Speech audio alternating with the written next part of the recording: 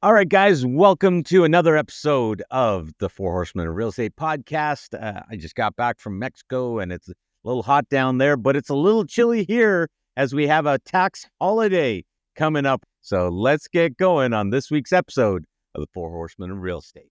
Starting December 14th until February 15th, Justin Trudeau says his government will halt the GST on most items at the grocery store and children's clothing and toys, along with beer and wine. When Prime Minister Trudeau announced a two-month tax holiday, we want to enjoy it.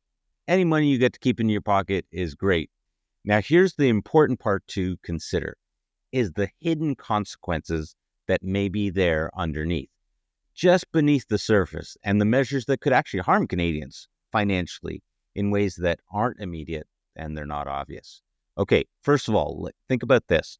Number one, this is a temporary relief in a country really where we have long-term problems. And for Canadians who visit this food bank, a GST holiday may not make much of a difference. It's almost insulting, just to be totally honest. There's little room in their budget for luxuries like new clothes and toys. It's definitely not sustainable support for Canadians that are facing food insecurity, facing housing insecurity. A tax holiday may save you and I a few dollars in the short term, but it does nothing to solve the systemic issues that you and I face, like inflation, like stagnant wages, rising costs of living. These are real long-term problems that this will do nothing to assist with. It's a temporary fix that does little to address the challenge that many Canadians face daily. Now, worse is it shifts the attention away from the need for real long-term solutions. And the timing of this tax holiday, it doesn't seem like an accident to me.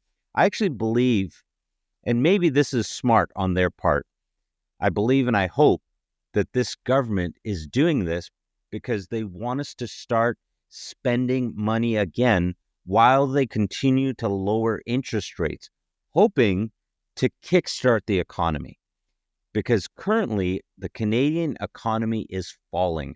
Our GDP is falling. The amount that we're producing, the amount of money that we're making is falling as a country. And so they're lowering interest rates to try to get people to borrow more money, to spend more money. And maybe there's enough thought from our current government that doing this short-term tax relief will get us to start spending while the interest rates come down. Not to mention the nearly 19 million Canadians who will also be eligible for that $250 rebate. But this economist says popular politics isn't always good policy. So it doesn't accomplish a lot of social good. We spent $6 billion. That has to come from somewhere. As for who that could be, it's going to fall on relatively younger people. There's no way to get around the increased future tax burden that we are seeing, whether you're a real estate investor or whether you're just a homeowner or just a citizen of this country. There's no way to get around that they are printing $6 billion to give it out to you to spend back into the economy, hopefully under a tax break, tax holiday. Otherwise, they're taxing you there, and then they're going to tax you again in the future. The government will need to make up this lost revenue, this shortfall, by printing all of this money. And who pays for that? Will it be the people who retire and are no longer employed? But the people that get hit the hardest are the people that are in the workforce or entering the workforce. You're going to have to make up for those additional taxes for everybody else that spent that $250 that all added up to $6 billion that the government created. Why? Why are you going to have to foot that $6 billion bill plus interest?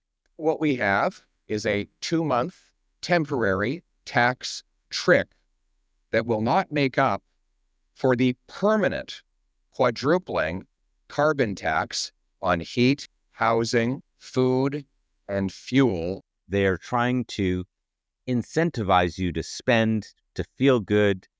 But I think the real trick, as Pierre Poilievre talked about, is so that you believe that this Liberal government is trying to do something good for you. Historically, they would have called that buying votes.